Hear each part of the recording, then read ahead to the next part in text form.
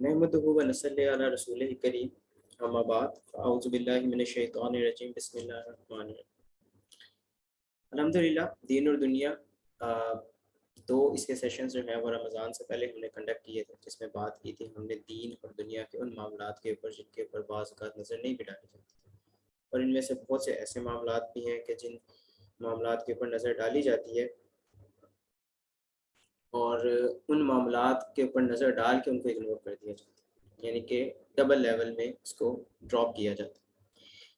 हम जिस दुनिया में रहते हैं इसमें हम एक दूसरे के साथ कुछ रिश्ता रखते हैं, जैसे सूरह अल-इनाम में अल्लाह ताला ने फरमाया कि आप लोगों को एक दूसरे के साथ कनेक्शंस बिल्ड कर दिए गए ताकि आप लोग एक दूसरे से थोड़ा सा माइक रीड करेंगे। शोर में कर लेते हैं। तो आप लोगों को जो है एक दूसरे के साथ मिला दिया गया, या आप लोगों को एक दूसरे के साथ रिश्ते बनाए गए ताकि आप लोग एक दूसरे से इस्तिफादा हासिल कर सकें। इसी को जब हम सादा लफ्ज़ों में समझने की कोशिश करते हैं तो सोसाइटीज़ का डेवलपमेंट की बात है कि सोसाइटीज़ कैसे बनती हैं, कम्युनिटीज़ कैसे बनती हैं, लोगों के कल्चर्स कैसे डेवलप होते हैं। हम सब इस दुनिया में इस चीज़ के मुहताज हैं। अल्लाह ताला ने जब आदम अलैहिस्सलाम को पैदा किया, बनाया उन्हें, उसके बाद अल्लाह ताला ने शैतान समेत, शैतान तक इब्लीस बाकायदा सरदार था फरिश्तों में, उसके समेत जो है तमाम फरिश्तों को हुक्म किया कि आप अब सजदा करें आदम को, क्योंकि ये मेरी तख्लीक है। बाकी भी अल्लाह ताला की तख्लीक है, लेकिन इसमें एक अज़ाफ़ा था जिसको सूरह बकरा में अल्लाह ताला ने बताया कि उसको तमाम अस्मा जो थे, यानी चीज़ों के नाम और सिफ़ात बता दी गई थी। इस वाक़ये को बताने का मकसद हमारी इस दुनियावी मामलात के अंदर चीज़ों का समझना और उनका स्कोप को अंडरस्टैंड करना बड़ा अहम है। फरिश्तों ने आदम अलैहिस्सलाम को सजदा किया था इस बेस के ऊपर कि उनको इस चीज़ की नॉलेज दे दी गई थी, उन्हें इस चीज़ के बारे में बता दिया गया था। किसके बारे में? एक तो नाम के बारे में, ठीक है, चीज़ों की पहचान का तरीका बता दिया गया था। दूसरा, उस पहचान के ऊपर अंडरस्टैंडिंग बता दी गई थी, यानी कि सादा लफ्ज़ों में कहा जाए तो उन चीज़ों का स्कोप बता दिया गया। मैं सादा लफ्ज़ों में आपको बताता हूँ, मिसाल के तौर पे मैं अगर आपको एक पेंसिल देता हूँ जो कि शार्प हो, ठीक है, आप उसको इस्तेमाल कर सकते हैं, और मैं एक आपको पेंसिल देता हूँ जो अनशार्प है, और मैं आपको कहता हूँ लिखें, तो मेरा नहीं ख्याल कि आप उसके ऊपर कोई ज़्यादा गौर व फिक्र करेंगे, क्योंकि आपको ये बात समझा दी गई है, सिखा दी गई है कि शार्प पेंसिल जो है उसकी पहचान क्या है। दूसरी बात यह है कि उन दो पेंसिल्स में से लिखने के लिए कौन सी इस्तेमाल होगी, वो शार्प पेंसिल होगी, अनशार्प के साथ आप नहीं लिख सकते। इसी तरीके से अल्लाह ताला ने हज़रत आदम को दो चीज़ें सिखाई जो कि दुनियावी मामलात में हर लिहाज से अव्वल थी। उनके आगे आजमाइश भी इसी चीज़ की रखी गई। कहा गया कि तुम जन्नत में जो चाहो करो, सवाए इसके कि इस खास शजर के करीब मत जाना। शजर का पहचान थी, शजर का स्कोप भी बता दिया गया कि इस शजर के करीब ना जाना, बस। इसमें बाज़ औक़ात हिकमत के मसाइल जो हैं वो ज़हन बहस रहते हैं उलमा के दरमियान के, जब वो बातें करते हैं कि सोचते हैं कि उसके अंदर क्या हिकमत थी कि उसको पहले नहीं वाज़िया किया गया और हो जाना चाहिए, लेकिन हमारा इससे कोई लेना देना नहीं। हम सिर्फ उस कॉन्सेप्ट को समझते हैं कि जितना कुरान ने हमें सादा सादा और वाज़ह तो आदम अलैहिस्सलाम को जिस चीज़ पे फ़ोक़ियत दी गई और जिसकी वजह से तमाम फरिश्तों को कहा गया कि आप सजदा करें, फस्जुदू, कि सजदा करें आप आदम अलैहिस्सलाम को, वो थी कि उनको एक तो चीज़ों की डेफिनेशन और दूसरा चीज़ों का स्कोप बता दिया गया था। हम आज के दौर में जब इस दुनिया में अपने मामलात के अंदर इस चीज़ को समझने की कोशिश करते हैं तो शायद हम इस चीज़ की कमी महसूस करते हैं अब के दौर, जबकि ये हमारे वालिद को बता दी गई थी और हमें इंसान भी इसी वजह से बनाया गया था।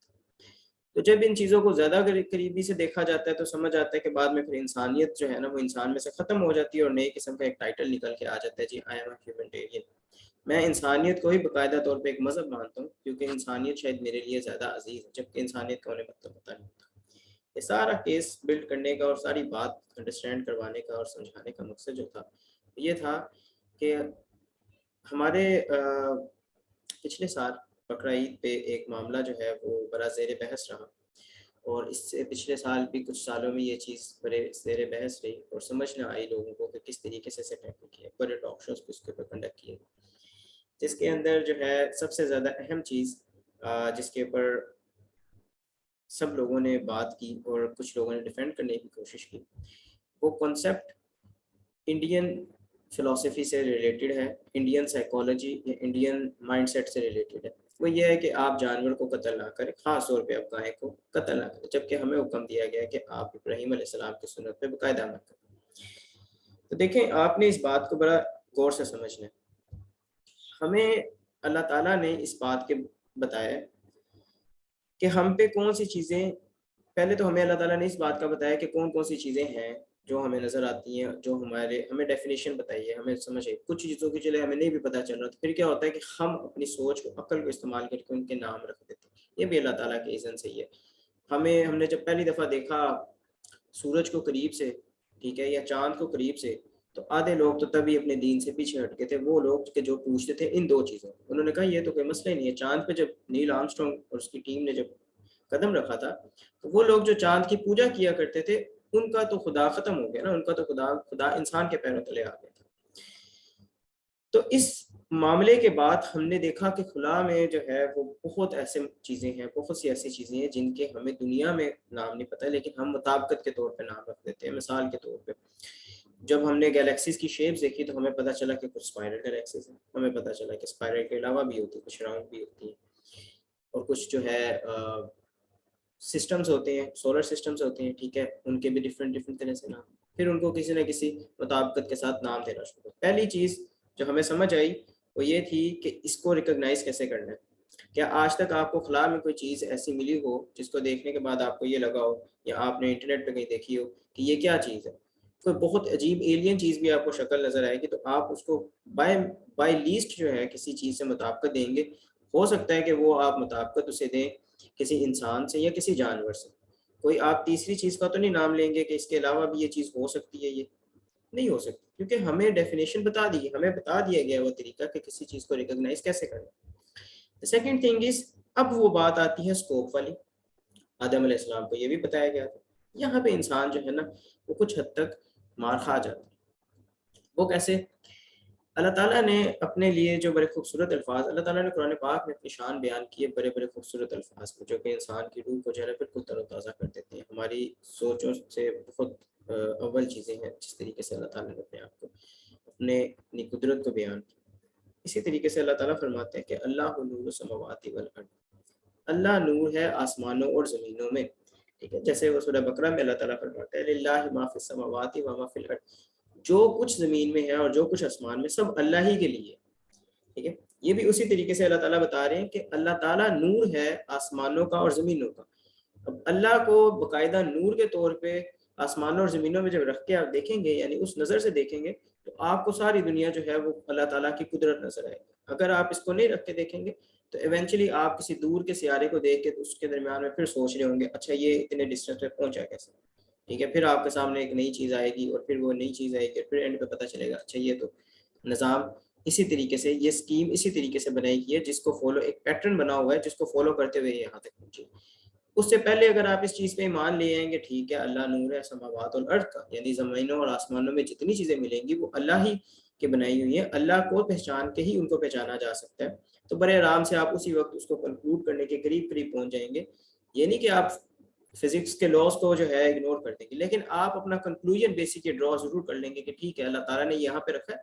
پھر وہ فیکٹر نہیں آئے گا کہ ہاؤ دس ہیپن، یہ فیکٹر آئے گا کہ وائی دس ہیپن۔ اور آپ کو، اگر آپ سائنس کے اسٹوڈنٹ ہیں، آپ اس بات کے اوپر پورا علم رکھتے ہوں گے کہ وائی بہت زیادہ اسٹرانگ ہے ہاؤ سے۔ ہاؤ پھر بھی چیز کو کسی لیول پہ ڈیفائن کر دیتا ہے، وائی کے پیچھے انسان نے دنیا کی جتنی انویشنز کی، یہ وائی کے پیچھے کی، تو وائی جو ہے بہت اسٹرانگ ہے۔ اب اسی طریقے سے اسی معاملے کو اگر ہم تھوڑا سا دیکھیں اس ایونٹ کے قریب، جو کہ ہمارے پاس انشاءاللہ اگلے کچھ ایک مہینے میں موجود ہوگا، عید الاضحیٰ۔ یہ عید جو ہے یہ ہمیں عطا کی گئی ہے اللہ تعالیٰ کی طرف سے، اور پچھلی جو عید الفطر ہے یہ عطا کی گئی تھی، یہ بھی ہمیں اللہ تعالیٰ کی طرف سے عطا کی۔ عید الفطر کے معاملے کے اندر ہمیں خوشی ہوتی ہے رمضان کو مکمل کر لینے کے بعد، جس پہ ہمیں ایک دن کی خوشی الاؤ کی گئی ہے، ہم البتہ اسے 3 دن تک لے جاتے ہیں۔ لیکن اگلی جو عید ہے ٹھیک ہے اس کے اندر ہمیں باقاعدہ 3 دن کا کہا تھا، اور اس سے پیچھے جو 9 دنوں کے ایونٹس ہیں یعنی جو حج کا پورا معاملہ ہے اس کے بعد یہ عطا کیے گئے۔ میں ایک چیز آپ کو اور بتانا چاہوں گا کہ سورہ مائدہ کی آیت نمبر 3 میں جو اللہ تعالیٰ نے ہمیں خوشخبری دی تھی نا کہ آج میں نے تمہارے لیے تمہارے دین کو پسند کر لیا اور تمہارے لیے جو ہے اپنی رحمت تمام کر دی، اس کے بارے میں ایک یہودی شخص نے حضرت عمر سے پوچھا کہ آپ پہ یہ جو نازل ہوئی ہے نا آیت، اگر یہ نازل ہوئی ہوتی نا ہم پہ تو ہم اس دن عید مناتے۔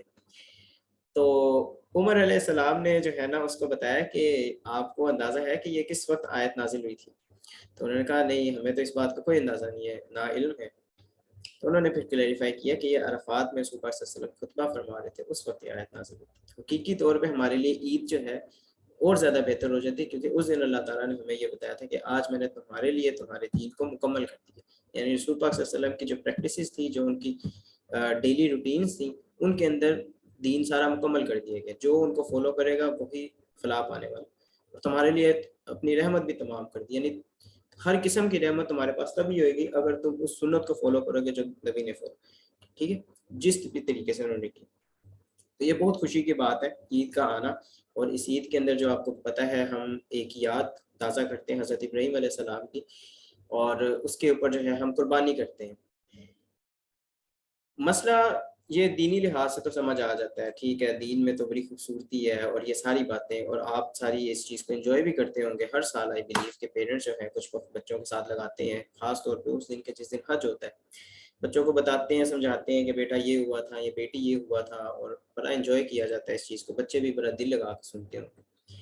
پھر وقت آ جاتا ہے کہ جب آپ کھانا پینا کھا کے اور ٹی وی کے سامنے بیٹھ سکتے ہیں، ٹی وی کے سامنے بیٹھے آج کل کے دور کے اندر باتیں جو ہے نا وہ تھوڑی سی ہوتی ہیں مختلف، جو بچوں نے نہ سنی ہے نہ بچوں نے سمجھی، وہاں پہ بات کی جا رہی ہوتی ہے کہ یہ سلاٹر نہیں کرنا آپ نے گائے کو، اتنا میٹ جو ہے وہ سلاٹر کیا جاتا ہے، گائے کی کوئی اپنی زندگی نہیں ہے، جو ہے وہ ہمیں جو ہے جانور کو سلاٹر نہیں کرنا چاہیے، ہمیں عید جو ہے میٹھی چیزوں سے جو ہے منانی چاہیے، یہ ہونا چاہیے وہ ہونا چاہیے۔ میں نام نہیں لوں گا، لاسٹ ایئر جو ہے ایک میڈیا اینکر پرسن نے باقاعدہ طور پہ اس کے اوپر جب ٹویٹ کیا تو آدھا ٹویٹر جو ہے وہ ان کے خلاف ہو گیا اور آدھا ٹویٹر ان کے حق میں ہو گیا۔ تو یہ ایک ٹرینڈ شو کرتا ہے ہمیں کہ ہماری یوتھ جو ہے، ہماری جو نوجوان نسل ہے، جس کو شاید اس بات کا پتہ چلنے پہ کچھ حد تک ڈیفینڈ کرنا چاہیے چیزوں کو اور کچھ حد تک لوگوں کے لیے آسانی کرنی چاہیے، وہ انفارچونیٹلی اس بات سے بالکل بالا تر ہو گئے، ان کو سمجھ ہی نہ آئی کہ اس موقع پہ کیا کیا ہے۔ انہوں نے جب اپنے ذہن کے اوپر تھوڑا سا زور ڈالنے کی کوشش کی تو وہ بہت زیادہ بھی دور اگر جا سکے تو وہ پچھلے کوئی 20-25 سال پہلے جا سکے، اس سے پیچھے کوئی بھی نہیں جا سکتا۔ 20-25 سال پیچھے یا کوئی بہت زیادہ بھی اسے چلا گیا تو 200-300 سال پیچھے چلا گیا، 400 سال پیچھے چلا گیا۔ وہ اتنا پیچھے جب جا کے انہوں نے بالکل جڑ سے چیزیں دیکھنا شروع کی تو انفارچونیٹلی ان کے سامنے جو لٹریچر سب سے زیادہ واضح کر کے ہے نا وہ سینٹرل یورپین لٹریچر تھا، جو کہ باقاعدہ طور پہ ہیومینٹی کے اوپر جو ہے نا ایک الگ قسم کی باتیں کرتا ہے، ساری نہیں غلط کرتا لیکن کافی حد تک غلط کرتا۔ تو انہوں نے پھر اسی بات کو جو ہے باقاعدہ پروموٹ کرنا شروع کر دیا، اور اس چیز کے اوپر I read some tweets جو کہ باقاعدہ طور پہ کہہ رہے تھے نہیں جی گائے کو نہیں کرنا چاہیے، آپ جو ہے نا 100 لوگوں کو کھانا کھلا دیں ویسے وہ قربانی سے زیادہ افضل ہے، آپ جو ہے نا کسی غریب کی مدد کر دیں، اس کے گھر راشن ڈال دیں، وہ اس سے زیادہ بہتر ہے کہ آپ قربانی کریں۔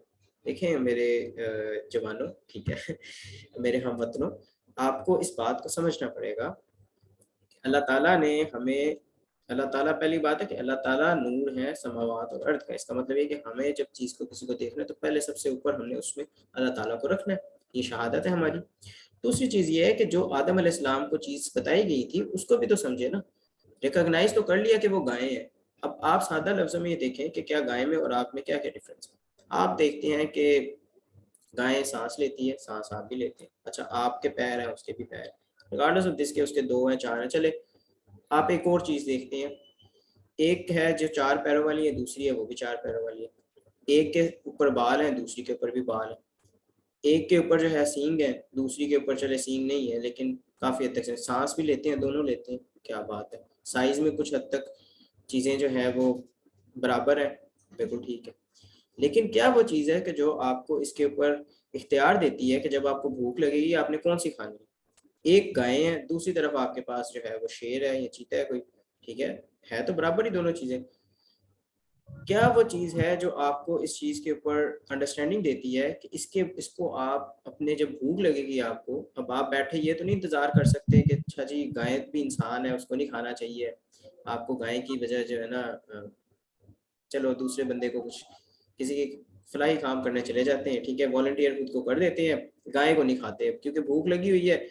تو اس طریقے سے، یا نہ آپ اگر اس بات کے اوپر مکمل طور پہ علم نہیں رکھتے تو آپ یقیناً اگلے چند سالوں کے اندر گائے کا سولیڈریٹی ڈے بنا لیں گے. ٹھیک ہے، آپ وہ دن بنا دیں گے گائے کے لیے جس کے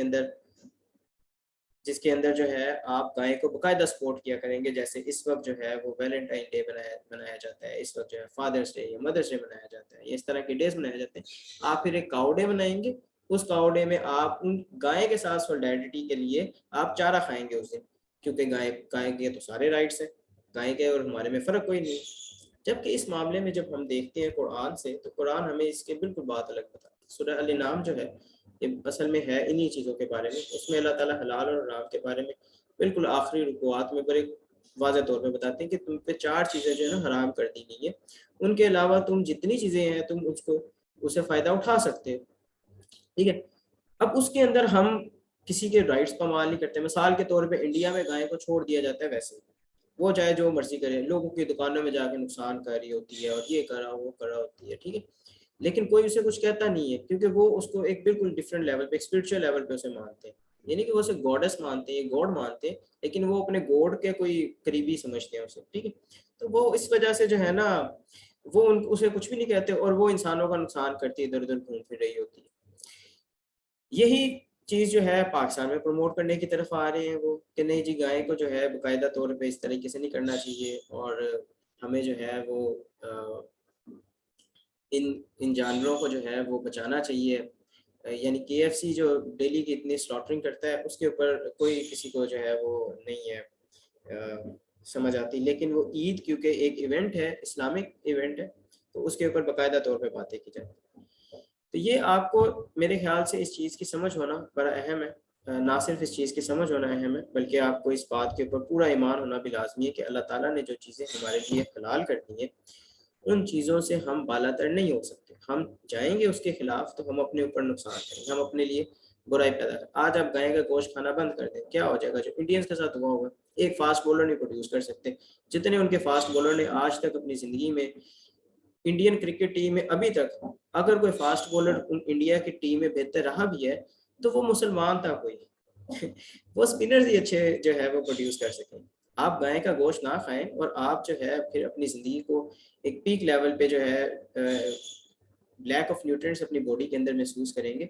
اس کی وجہ یہ ہے کہ آپ نے تو اس بات پہ پکا ایمان باندھ لی ہے، آپ نے اللہ تعالیٰ کے حکم کو جو ہے بالکل ایک طرف رکھ کے آپ نے اس بات پہ پکا ایمان باندھ لیا ہے کہ جو چیز مجھے بہتر لگے گی یا جو چیز میری سمجھ میں آئے گی، کیونکہ آپ نے اللہ تعالیٰ جو کہ نور ہے سماوات اور ارض کا، زمینوں اور آسمانوں کا نور ہے، وہ نور کو تو آپ نے سائڈ پہ کر دیا ہے. اب آپ اپنی عقل سے کام لے رہے ہیں. عقل سے آپ کو یہ بھی نظر آ رہا ہے کہ اچھا گائے بھی سانس لیتی ہے، آپ بھی سانس لیتے ہیں، گائے بھی چلتی ہے آپ بھی چلتے ہیں، گائے بیٹھتی بھی ہے سو بھی جاتی ہے، اچھا سو تو ہم بھی جاتے ہیں، کھانا وہ بھی کھاتی ہے کھانا ہم بھی کھاتے ہیں. تو کیا فرق ہے جو گائے کو ہم جو ہے ذبح کر دیتے ہیں، انسانوں کو بھی ذبح کریں. اگر گائے کو ذبح کرنا ہے تو کام تو دونوں برابر کر رہے ہیں. پھر وہ اس طرح کے کارٹونز بھی آپ کو مل جاتے ہیں جس میں جو ہے وہ اینیملز کنڈم ہوتا ہے اور انسانوں کو اس میں زو میں رکھا جا رہا ہوتا ہے، یا انسانوں کو جیسے ذبح کر کے بتایا پورٹرے کروا رہے ہوتے ہیں آپ کو اس چیز کے اوپر کہ بھئی انسان تو جو ہے نا وہ اسی طریقے سے اپنے معاملات کو ٹھیک طریقے سے چلا سکتے ہیں جس طریقے سے انسان اپنی عقل سے سوچتا ہے. ہمیں یہ بتایا گیا ہے کہ آپ کی عقل سے اوپر بھی اللہ. ٹھیک ہے، عقل تو ہماری میں نے آپ کو بتایا 2 چیزوں پہ محدود ہے جو آدم علیہ السلام کو بتائی گئی تھی، اس سے تیسری چیز نہیں ہم سوچ سکتے.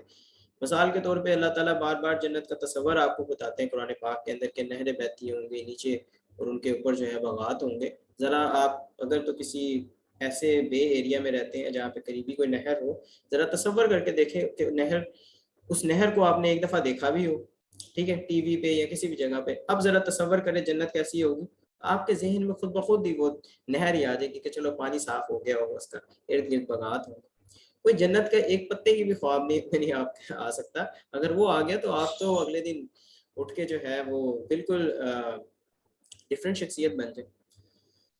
تو یہ بات ہماری اس دور کے اندر ہماری یوتھ کو سمجھنی بڑی اہم ہے. نہ صرف ہماری یوتھ کو بلکہ ہمارے یوتھ کے علاوہ جو باقی بڑے ہیں ہمارے، ان کو بھی یہ بات سمجھانے کی ضرورت ہے. ہم اپنے بچوں کی آنکھوں پہ پٹیاں نہیں باندھ سکتے کہ بیٹا آپ نے ٹی وی نہیں دیکھا. بچے ٹی وی دیکھتے ہیں، لیکن ٹی وی پہ جو کانٹینٹ آ رہا ہے ہم اس کے خلاف ایک ذہن بنا کے رکھ سکتے ہیں. ہمیں پتہ ہونا چاہیے کہ کون سا کانٹینٹ ٹھیک ہے، کون سا کانٹینٹ غلط. اسی کے ساتھ جو ہے اگر ہم اپنی زندگی کو تھوڑا سا پروسیڈ کریں تو ہم ان پالیسیز کے اوپر بلیو کرنے لگ جائیں کہ جو پالیسیز اللہ تعالیٰ کی، جو دین حقیقی طور پہ ایک وہ دین ہے کہ جو دنیا میں بن چکا ہوگا. اس دین کو جو چلانے والے لوگ ہیں وہ چلاتے ہیں اس کو اپنی مرضی سے. مثال کے طور پہ آپ کی چیک ان جو ہے آفس میں وہ 9 بجے ہوگا، کیونکہ پاکستان کا قانون ہے کہ 9 بجے ہی چیک ان ہونا. آپ اس سے پہلے چیک ان نہیں کر سکتے. پاکستان کا قانون ہے 1 سے 2 بجے بریک ہونی ہے، بریک ہونی ہے. پاکستان کا قانون ہے کہ آفس کی اینڈنگ ٹائم جو ہے وہ تقریباً 6 یا 5 بجے کے قریب ہو جائے گا 8 آور ڈیوٹیز آر کے. یہ قانون ہے، یہ دین ہے، اس دین کو فالو کرتے رہو. اس میں اللہ کا دین مختلف اگر ہوگا تو اس کو بالکل کنسیڈر نہیں کیا جائے گا. ہمیں جو ہے زیادہ کچھ اسی طرف لیا جاتا ہے کہ آپ آئین کو فالو کریں اور آپ جو ہمارے بنائے انسان مین میڈ دین ہے ان کو فالو کریں. تو اس چیز کو ہم نے سمجھنا ہے، اور نہ صرف سمجھنا ہے بلکہ اپنی زندگیوں میں اسی طریقے سے انکارپوریٹ کرنا ہے کہ آنے والے وقت کے اندر جو حالات مختلف سے مختلف ترین ہوتے چلے جا رہے ہیں اس کے اندر ہمیں اپنے ایمان کو مضبوط رکھنے کے لیے ان چیزوں کو سمجھنا پڑے گا کہ جو چیزیں قرآن نے ہمیں سمجھائی ہیں. ہم ان چیزوں کو نہیں سمجھیں گے تو ہم لٹرلی، جیسے میں نے پہلے کہا ہے کہ ہم گائے کا ایک باقاعدہ دن بنا دیں گے. اس دن ہم سارے جو ہے وہ گائے کی طرح چارہ کھایا کریں گے، کیونکہ ہمیں لگتا ہے کہ ہماری عقل ہمیں جو ہے وہ فرق نہیں کرنے دیتی. ہماری عقل ہمیں فرق کی عقل نہیں دیتی. ٹھیک ہے، فرق کے لیے قرآن بتایا گیا ہے، وہ رولز بتایا گیا ہے. بشیر و نذیر باقاعدہ طور پر رسول پاک صلی اللہ علیہ وسلم کہا گیا کہ آپ بشیر و نذیر ہیں. اب اس پہ بعض اوقات مطلب یہ سمجھ لیا جاتا ہے کہ بشیر و نذیر جو خوشخبری دینے والا اور جو روکنے والا ہے. دیکھیں آپ کسی ریسٹورنٹ میں جائیں کووڈ کے پیک ٹائم پہ، اور آپ کے پاس جو سامنے بندہ کھڑا ہوگا نا، جو گارڈ ہوگا یا جو جس نے چیک ان الاؤ کرنا ہے، وہ بشیر و نذیر ہے. کیسے کہ اگر آپ نے ماسک پہنا تو وہ آپ کو بشارت دے گا آپ آ جائیں. آپ کے ساتھ والے نے ماسک نہیں پہنا اس کو ڈرا دے گا، اسے کہے گا بھی آپ کے تو انٹری نہیں ہو سکتی. تو بشیر و نذیر صرف یہ نہیں کہ رسول پاک صلی اللہ علیہ وسلم کو بشارت انہوں نے دینی تھی کہ مومنین جو ہے وہ جنت میں جائیں گے اور جو گناہ کریں گے وہ جہنم میں جائیں گے، یہ بات بھی انہوں نے بتانی تھی. لیکن حقیقی طور میں تو انہوں نے پالیسیز ڈیفائن کی ہیں. انہوں نے بتایا کہ یہ عمل ٹھیک ہے، تمہارے لیے بشارت ہے، اور یہ تمہارا جو عمل ہے بالکل خراب ہے، یہ تمہیں برائی کی طرف لے جائے. یہ کانسیپٹ ہمیں اپنی زندگیوں میں انکارپوریٹ کرنے پڑیں گے، specially in the time coming. Eid آ رہی ہے، عید کے اوپر دوبارہ پھر سے آئی بلیو کہ اسی طریقے سے پروپیگنڈا جو ہے وہ ایوالو کیے جائیں گے. لوگوں کو جو ہے زبردستی ان چیزوں پہ بلیو کرنے پہ لایا جائے گا کہ چلیں آپ صدقہ کر دیں، آپ بکرا نہ کاٹیں. ٹھیک ہے، جبکہ وہ سنت رہی ہے ابراہیم علیہ السلام کی. تو اس کے بعد رسول پاک صلی اللہ علیہ وسلم کی امت کے اوپر باقاعدہ طور پہ عید کے طور پہ میں نے آپ کو بتایا کہ یہ ہم پہ واجب کر دی گئی کہ ہم منائیں اس دن. اور یہ نہیں کہ گوشت اپنے گھر میں نہیں رکھنا ہوتا. ٹھیک ہے، ہمارے یہاں پہ زیادہ تر کوشش یہ کی جاتی ہے کہ جو سب سے اچھا والا گوشت ہے نا وہ اپنے تک رکھ لیا جائے. پلیز اگر آپ یہ حرکت کریں گے تو پھر آپ بہتر یہ ہے کہ آپ قربانی نہ کریں. آپ کو یہ چیز سمجھنی پڑے گی کہ یہ ہمارے دین کے اندر اس طرح کی کوئی چیز نہیں. یعنی اسلام کے اندر یہ کانسیپٹ نہیں ہے کہ میرے گھر اگر آج مرغی بنی ہے تو بس میرے تک ٹھیک ہے، ہمسایہ بے شک دال کھا کر سو. ایسا کوئی کانسیپٹ نہیں. قاعدہ حدیث ہے اس پہ کہ اگر تم کبھی جو ہے گوشت بناؤ تو شوربہ اس میں زیادہ کر لیا کرو تاکہ تم ہمسایہ کو بھی دے سکو. تو ہمیں سوچنا پڑتا ہے بحیثیت مسلمان ساروں کے بارے میں جو ہمارے ساتھ ہیں اور جو ہمارے ارد گرد ہیں.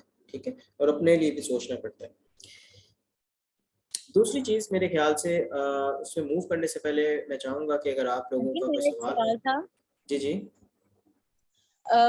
جیسے اب عید الاضحیٰ آ رہی ہے تو اس کے بارے میں نے یہ پوچھنا تھا کہ قربانی کرنے کے لیے مطلب آپ کا جیسے زکوٰۃ کا ہوتا ہے کہ سارا سال کی اماؤنٹ کے اوپر آپ کی زکوٰۃ کا جو ہے وہ اپلائی ہوتا ہے نا اصول، تو قربانی کے بارے میں بھی یہی ہے کہ آپ کی انکم آنا ضروری ہے.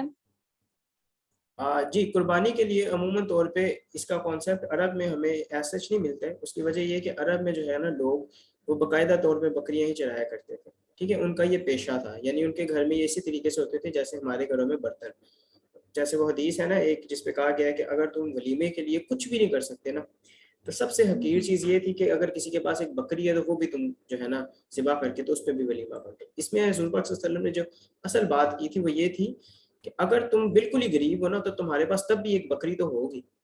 ٹھیک ہے، یعنی کہ آپ کے گھر میں کچھ نہ بھی ہو تو چلو ایک گلاس تو ہوتا ہی ہے نا، بس اس طرح سے انہوں نے سمجھائی تھی بات کہ تمہارے پاس کچھ بھی نہ ہو، اگر ایک بکری ہو تو اس کو بھی ذبح کر کے تم ولیمہ کر دو. تو اس سے بات سمجھ یہ آتی ہے کہ عرب میں ایسا کوئی کمپلشن نہیں تھی کہ ان کے پاس جانور نہیں ہوا کرتے، ان کے پاس جانور ہوا کرتے تھے، صرف یہ کہ انہوں نے نیت باندھنی ہوتی تھی جانور کے آغاز سے جب وہ پیدا ہوتا تھا، اور اس کو پھر اسی طریقے سے پالا جاتا تھا کہ وہ سال کے بعد جو ہے اس کو ذبح کر دیا جائے.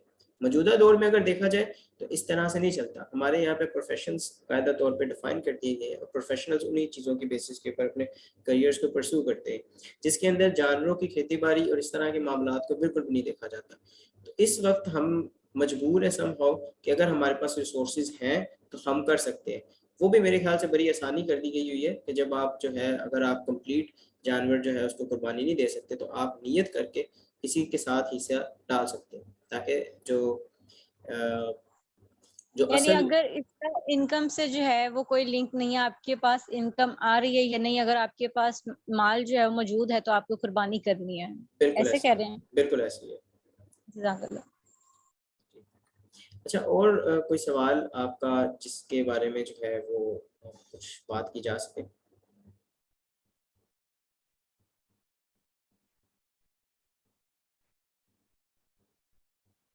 آئی تھنک نہیں ہے. اگر آپ چاہیں تو چیٹ روم میں بھی لکھ سکتے ہیں.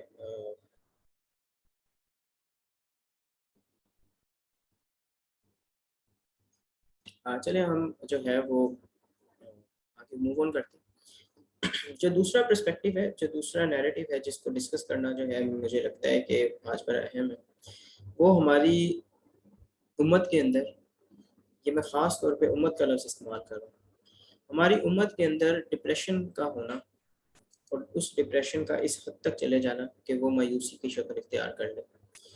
یہ ہمارے لیے بہت کامن ہو گیا، یہ ہمارے لیے اتنا عام ہو گیا جتنا آپ ہمارا ایک دوسرے کو سلام کرنا. یعنی ہم گھر سے باہر نکلے تو کسی کو سلام کرتے ہیں، اسی طریقے سے ہم خالی فری بیٹھے ہوں تو ہم ضرور ڈپریس ہوتے ہیں. یہ اتنا عام ہو گیا ہوا اس دور کے اندر. کیا وجہ ہے کہ یہ اس طریقے سے جو ہے اس کے نمبرز بڑھتے چلے جا رہے ہیں؟ کیا مسلمانوں کے لیے کون سی خوف ہے کہ جس کے بارے میں کبھی زندگی میں مسلمان کو کہا گیا کہ وہ ڈپریس نہیں ہو سکتا، کبھی پریشان نہیں ہو سکتا اس بات کے اوپر کہ اس کے لیے حالات جو ہیں بد سے بدترین ہوتے چلے جائیں؟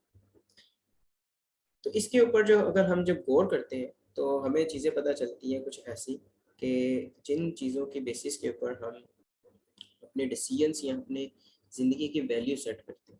دیکھیں، جس بندے کی ویلیو جو ہے وہ پیسہ ہے، تو جب اس دن اس کا پیسہ کم ہوگا وہ اس دن ڈپریس ہو جائے. جس بندے کی جو ہے ویلیو وہ یہ ہے کہ اولاد ہے، تو جس دن اس کے بیٹے یا بیٹی کو خراش بھی آئے گی نا، چھوٹی سی ہلکا سا اس کو کٹ بھی لگے گا نا، بس وہ اس دن پریشان ہی رہے گا، پوری رات نہیں سوئے گا کہ یہ میں نے کیا کر دیا. اسی طریقے سے وہ بچے کہ جنہوں نے اپنی پرائرٹیز جو ہیں اسٹڈیز کو سیٹ کر لی ہے، اپنی ویلیوز ان کے لیے شاید اول آنا ہے اس جماعت کے اندر جس کے اندر وہ ہے، تو جس دن وہ اگر ان کیس وہ جماعت میں اول نہیں آتے تو وہ پھر اس کے بعد ڈپریسڈ ہو جائیں. اور اسی طریقے سے اگر آپ دیکھتے ہیں کہ زندگی کے باقی معاملات میں ہمارے ڈفرینٹ جو رولز ہیں ان کے اندر اگر ہماری پرائرٹیز جو ہیں، اگر ہماری ویلیوز وہ چیزیں ہیں کہ جو چیزیں سب سے کم تر اور جسے کہنا چاہیے کہ زیادہ وولٹائل ہے، ٹھیک ہے، جو سب سے وولٹائل چیزیں ہیں ان کو اگر ہم اپنی ویلیوز بنائیں گے تو وہ سب سے زیادہ جو ہے وہ ہمیں مایوس کریں گے، سب سے زیادہ ہمیں ڈپریس کریں گے. مثال کے طور پہ آپ ایک اپنی پسند کا بیگ خریدتے ہیں اور آپ چاہتے ہیں کہ اب آپ اسے اسکول روز لے کے جائیں گے. بالکل آپ کو مل بھی جاتا ہے بیگ، اور آپ کی ویلیو بن گئی ہے کہ آپ نے اس بیگ کو روز اسکول لے کے جانا ہے اور اس بیگ کی حفاظت کرنی. مثال کے طور پہ کسی دن کو شرارت کرتے ہوئے آپ کا دوست جو آپ کا بڑا عزیز ہے وہ اس بیگ کو تھوڑا سا نقصان پہنچا دیتا ہے، اب آپ کیا کریں گے کہ اب آپ ڈپریشن میں چلے جائیں. اب آپ جو ہے بالکل نیگیٹو تھاٹس ڈیولپ کر لیں گے اس شخص کے بارے میں کیونکہ اس نے آپ کی ویلیو کو ہرٹ کیا.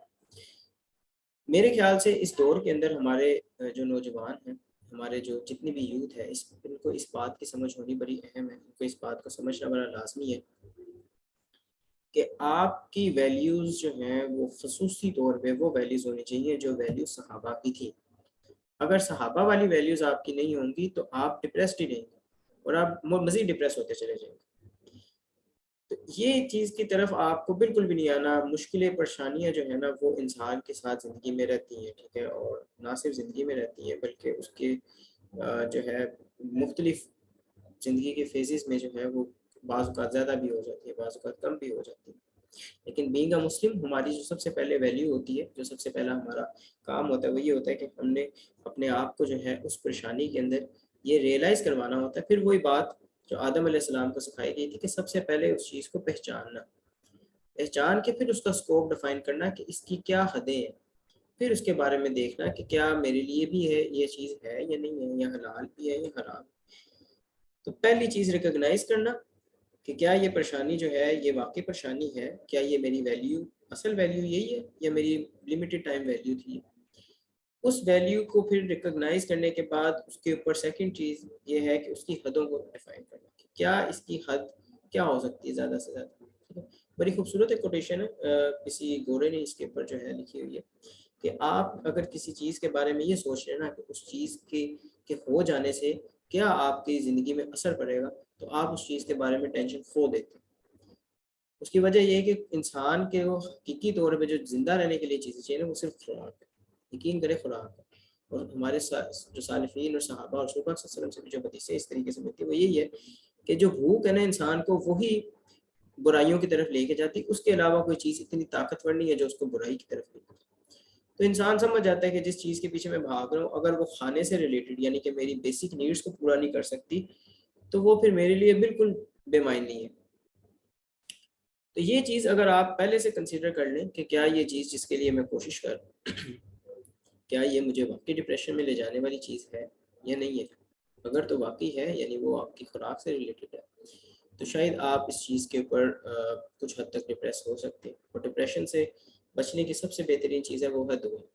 دعا دل کا سکون ہے، ایون جو ہے باقاعدہ طور پہ یہ حدیث میں بھی آتا ہے کہ اصل عبادت جو ہے وہ دعا ہے۔ رسول پاک صلی اللہ علیہ وسلم نے فرمایا کہ اصل عبادت جو ہے دعا۔ اللہ تعالیٰ اس بات کا محتاج نہیں ہے کہ اللہ تعالیٰ آپ کے یعنی آپ جو ہیں وہ آپ کے لیے آپ کی چیزوں کو آسان کرے، اللہ تعالیٰ نے آپ کے لیے ویسی چیزیں آسان کی، لیکن جب آپ دعا کرتے ہیں نا تو اللہ تعالیٰ کی رحمت کو باقاعدہ طور پہ آپ ایکسیپٹ کرتے ہیں۔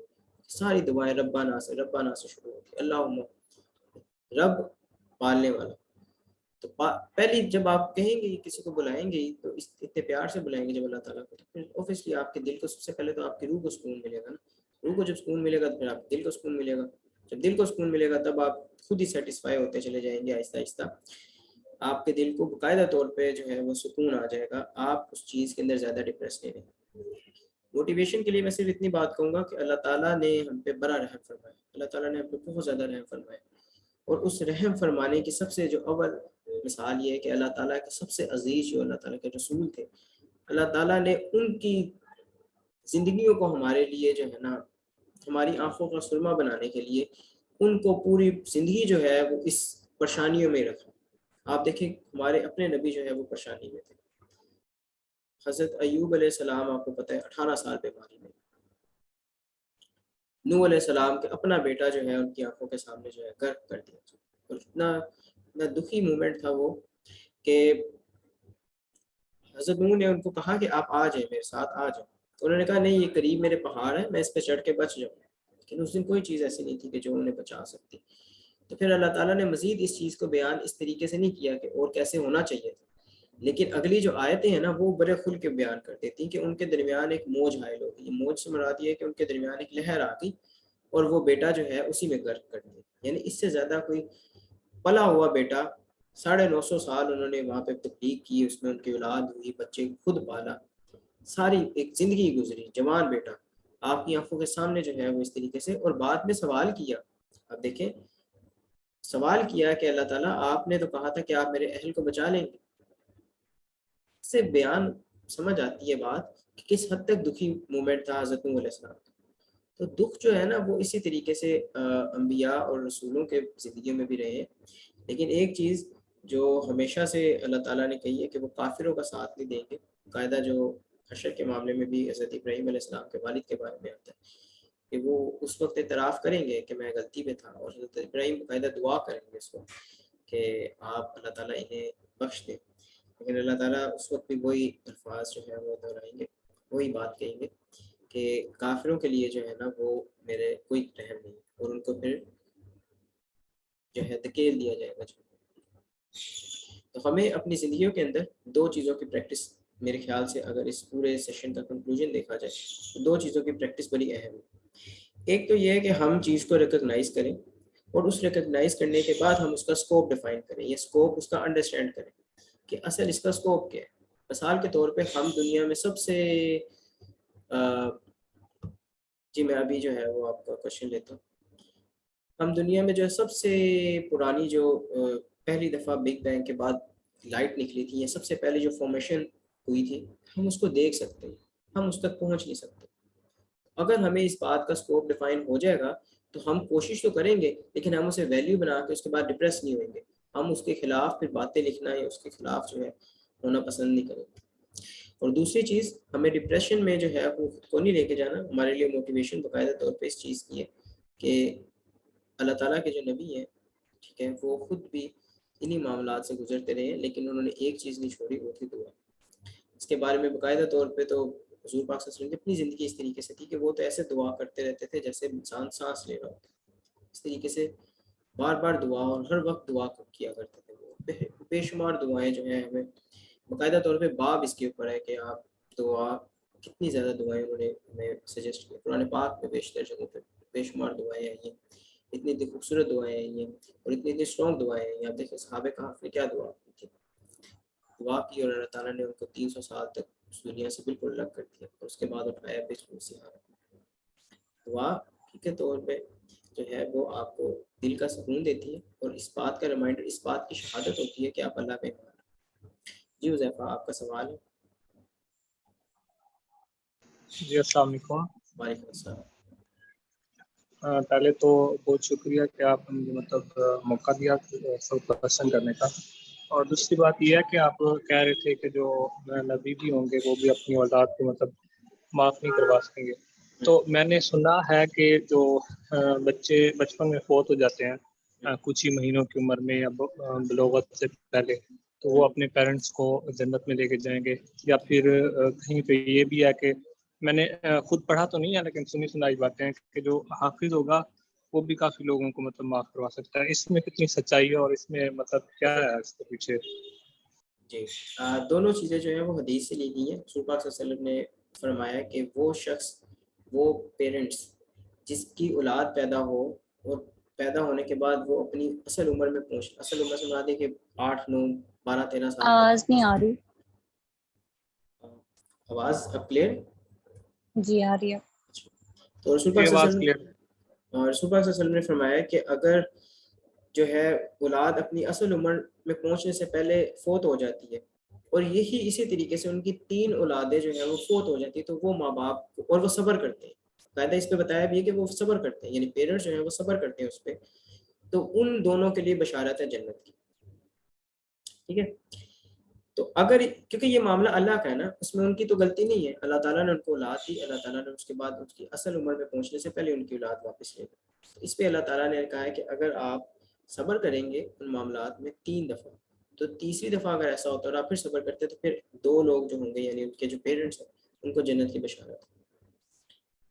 دوسری چیز جو آپ نے کہی کہ حافظ کے بارے میں, حافظ کے بارے میں جو حدیث ہے, میں ایکسپلینیشن دینا چاہوں گی ندیم.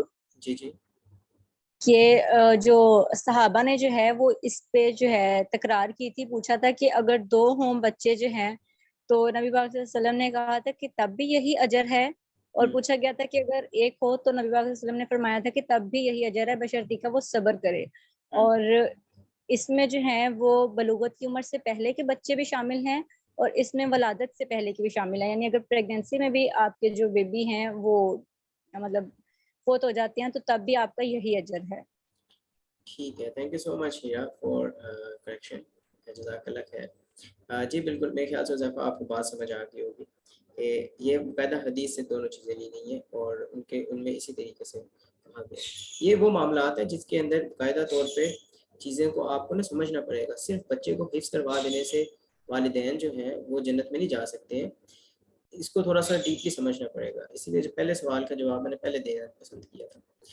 دیکھیں, بچے جو ہوتے ہیں نا وہ ماں باپ کی تربیت کی بیس پہ ہوتے ہیں.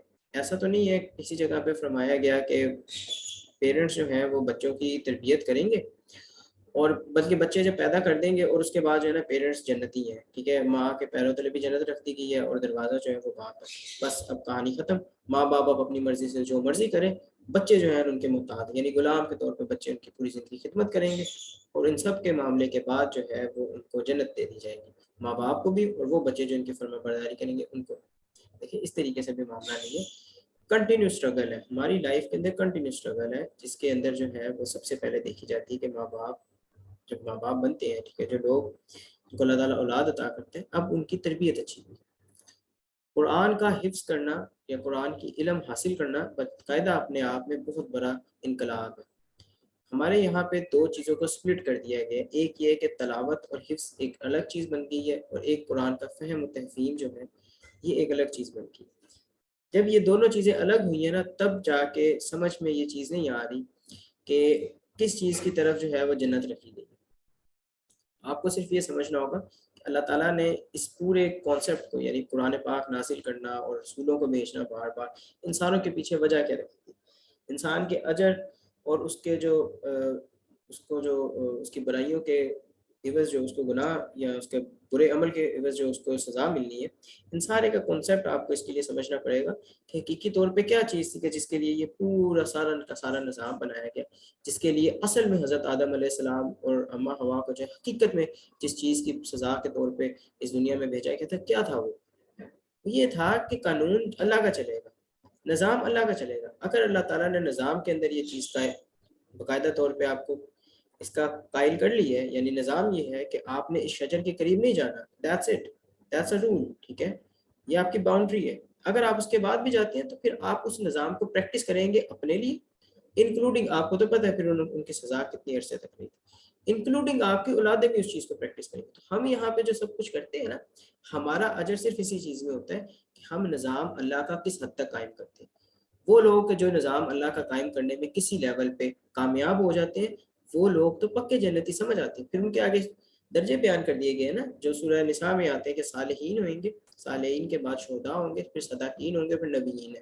نبیین کا تو درجہ ہم نہیں کر سکتے, 3 درجوں پہ تو ہم کوشش کر سکتے ہیں, ٹھیک ہے. ہم اگر اپنی نفس کے اوپر جو ہے وہ اس حد تک نظام اللہ کا قائم کرتے کہ ہم نماز پڑھنے لگ جاتے, اس کا مطلب ہے کہ ہم صالحین کے درجے میں. پھر ہمارے لیے وہ ساری باؤنڈریز ہیں اور وہ ساری جو ہے خوشخبریاں اور بشارتیں ہیں جو صالحین کے لیے, وہ صالحین جو ہے صحابہ کے دور میں, رسول اللہ صلی اللہ علیہ وسلم کے دور میں بھی ہو سکتے تھے, وہ آج کے دور میں ہی ہمارے آنے والے دور میں بھی ہو سکتے.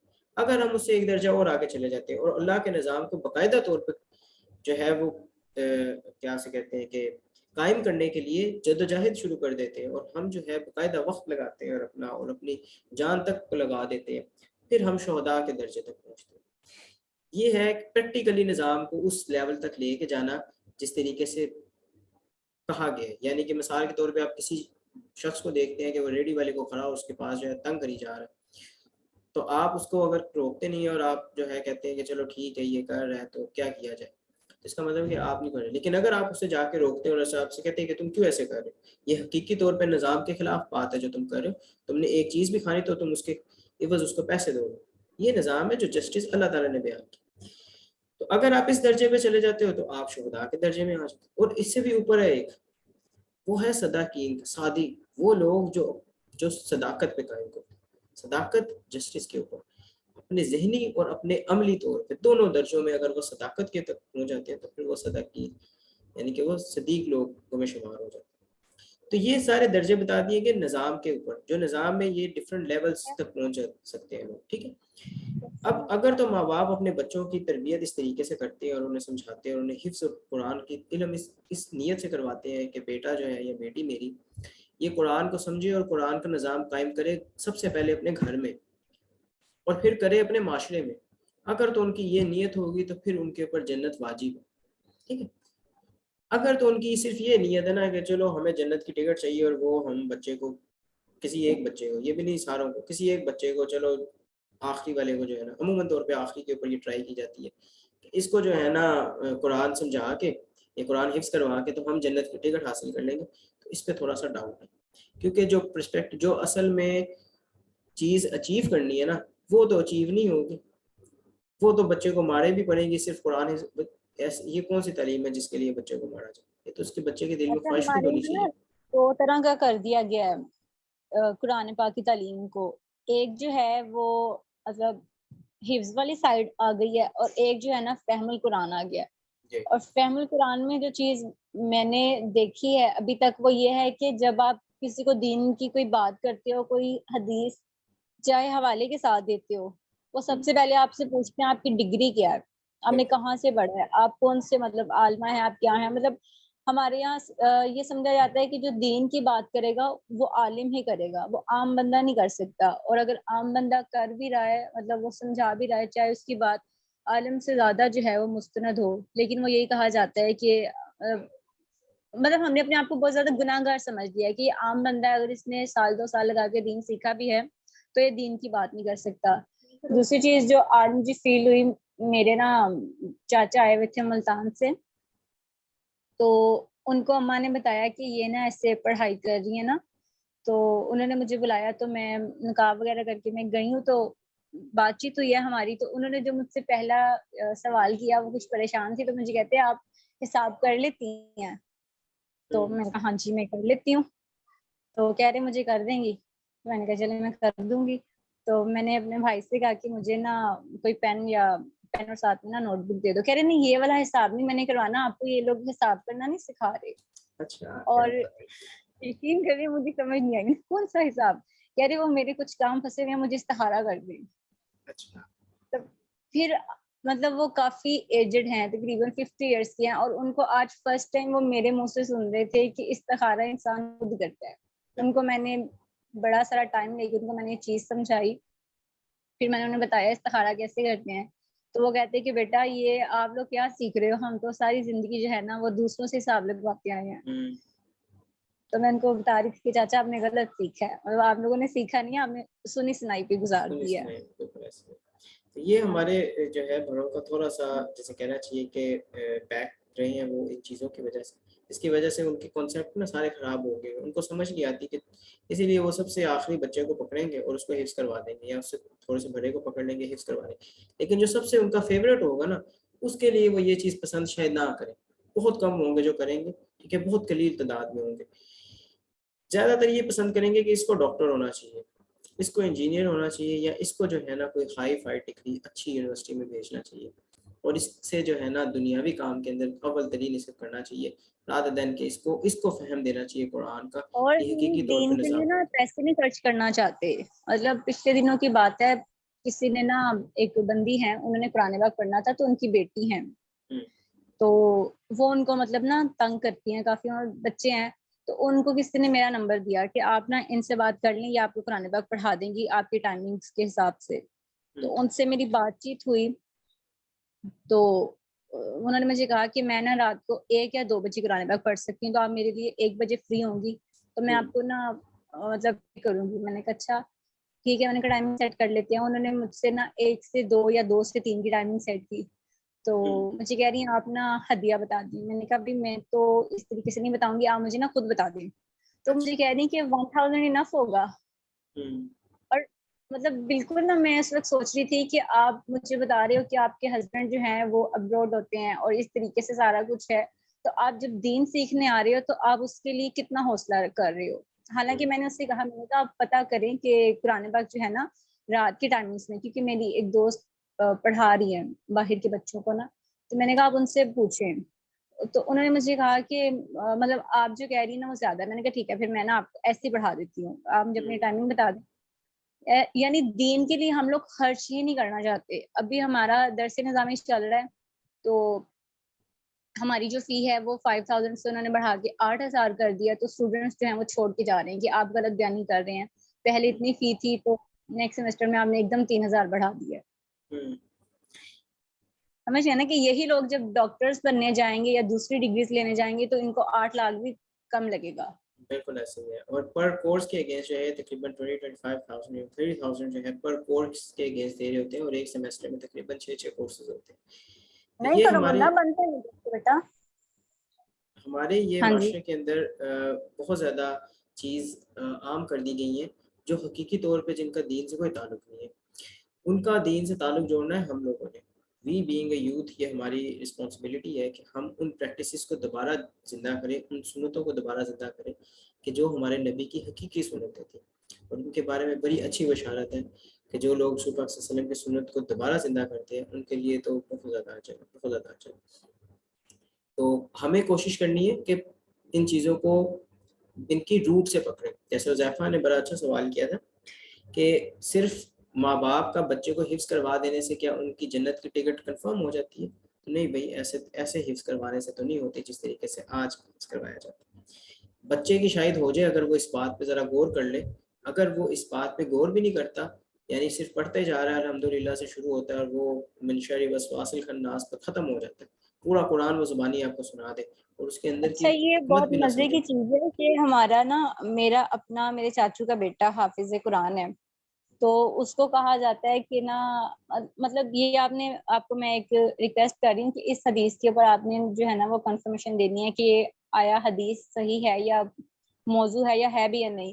تو جی ہمارے جب فیملی ساری گیدرنگ ہوتی ہے تو وہ کہتے ہیں کہ مطلب باقاعدہ کاؤنٹنگ ہو رہی ہوتی ہے نا کہ ہم لوگ اتنے لوگ ہیں تو ایک حافظ جو ہے نا وہ اپنی اچھا۔ نسل کے 70 لوگوں کو جنت میں لے کے جا سکتے ہیں۔ ہوں تو ہم اگر مطلب سمجھ رہے ہیں کہ 30 سے 35 اگر اب بھی ہیں تو جو کچھ گزر گئے ہیں ٹوٹل ملا کے پہلے کے بھی حافظ ہیں تو ہم سب تو جنت میں ہوں صحیح، گے یعنی اس کہ طریقے سے۔ بیلٹنگ ہو رہی ہے وہاں پہ کہ 70ویں کے بعد جو 71واں بندہ ہوگا اس کو حافظ دوبارہ کروانا ہے تاکہ وہ اگلے 70 کی سیٹ کنفرم کرے۔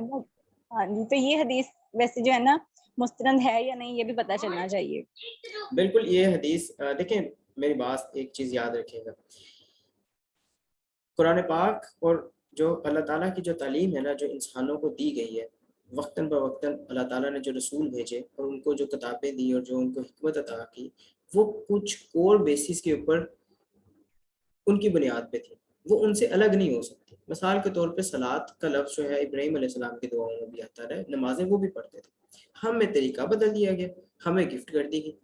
تو کچھ کور چیزیں تھیں جو اللہ تعالیٰ نے انسان کے ساتھ جوڑ کے رکھی ہیں۔ آپ دیکھیں حضرت یوسف علیہ السلام کے بھائی انہوں نے سجدہ کیا تھا، ٹھیک ہے، تو سجدہ تک اللہ نے الاؤ کر کے رکھا ہے ایک وقت، لیکن کچھ کور چیزیں تھیں جن کے اوپر اللہ تعالیٰ نے کبھی کمپرومائز نہیں کیا، وہ بے شک حضرت ادریس کے دور میں ہو یا حضرت نوح علیہ السلام کے دور میں ہو یا رسول پاک صلی اللہ علیہ وسلم کے ہماری امت کے لیے ہو، ہمیں کچھ چیزوں کے اوپر بالکل لیوریج نہیں ہے، قطعا لیوریج نہیں ہے۔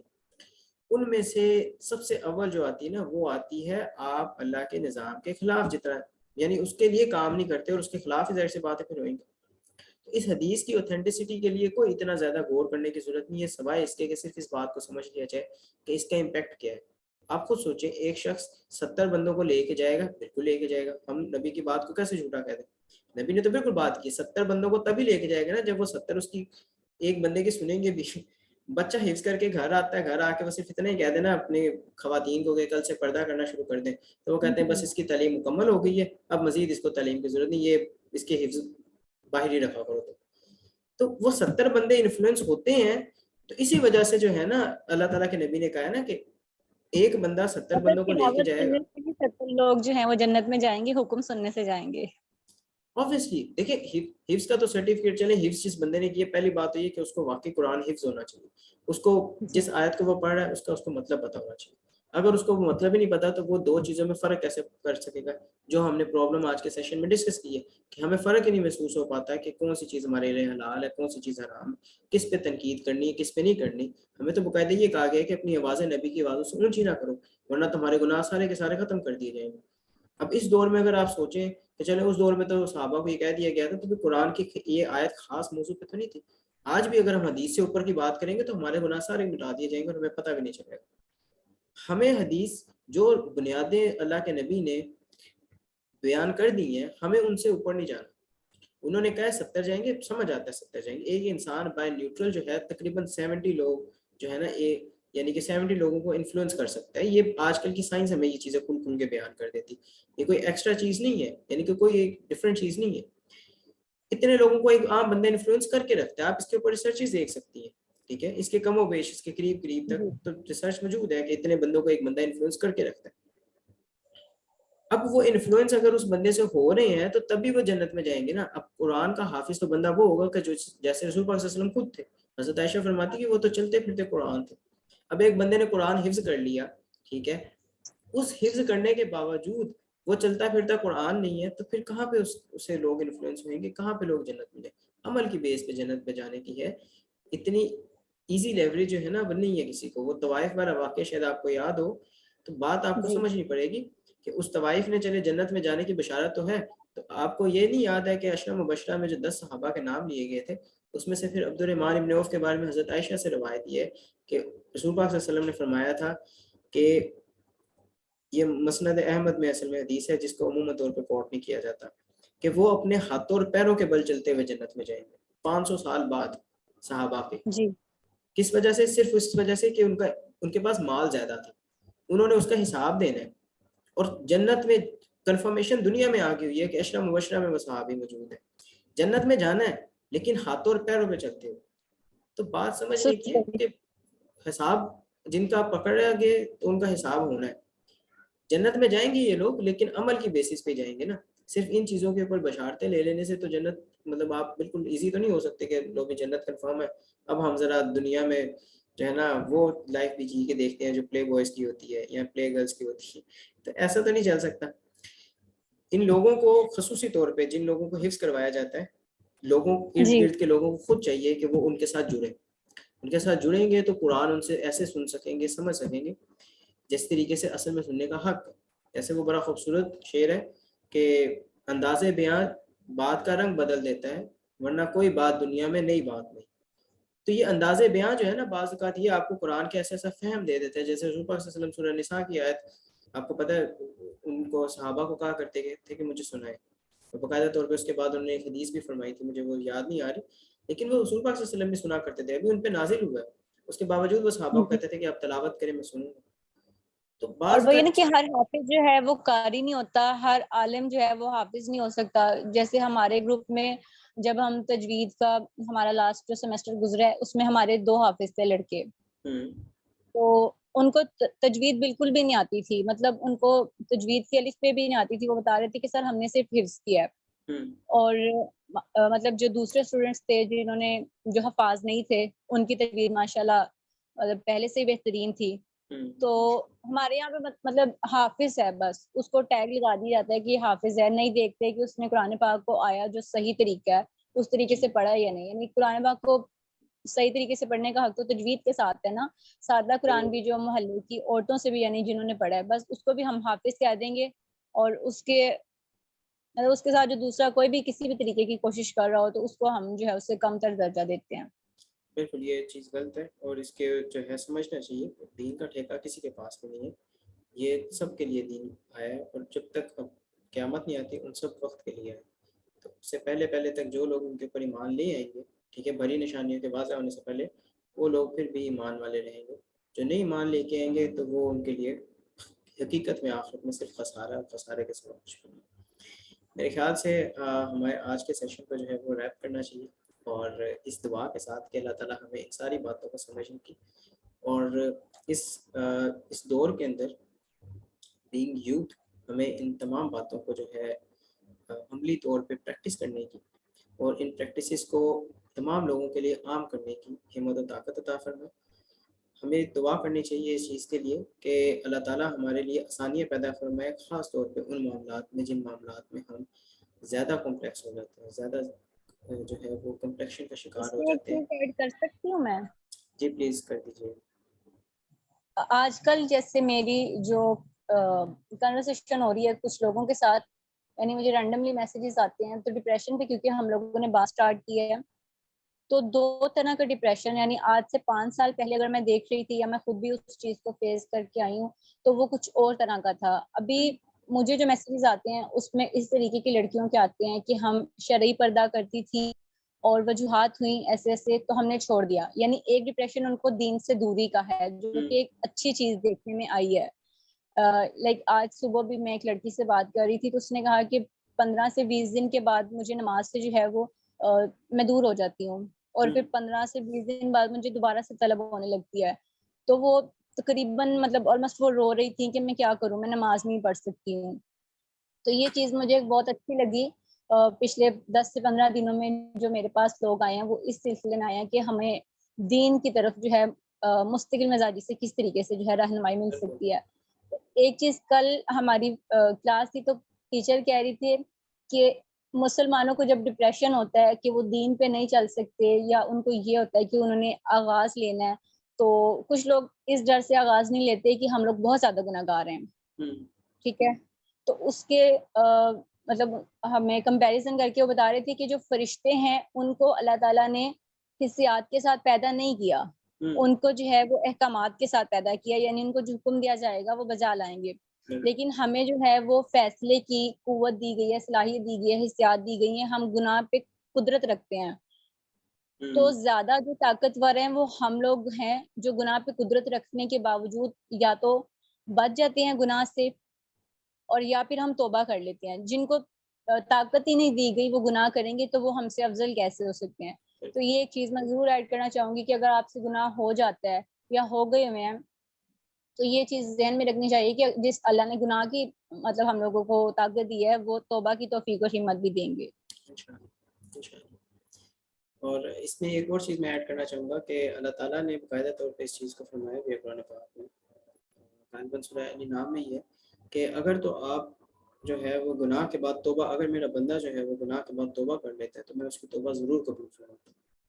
تو گناہ ہو جانا یہ ہو سکتا ہے کہ شیطان کے کسی وسوسے کا آؤٹ پٹ ہو، لیکن اس کے بعد توبہ کر دینا یہ آپ کے انسان ہونے کی دلیل ہے۔ اور اسی کے ساتھ جو ہے ہم آج کے سیشن کو جو ہے کلوز کرتے ہیں۔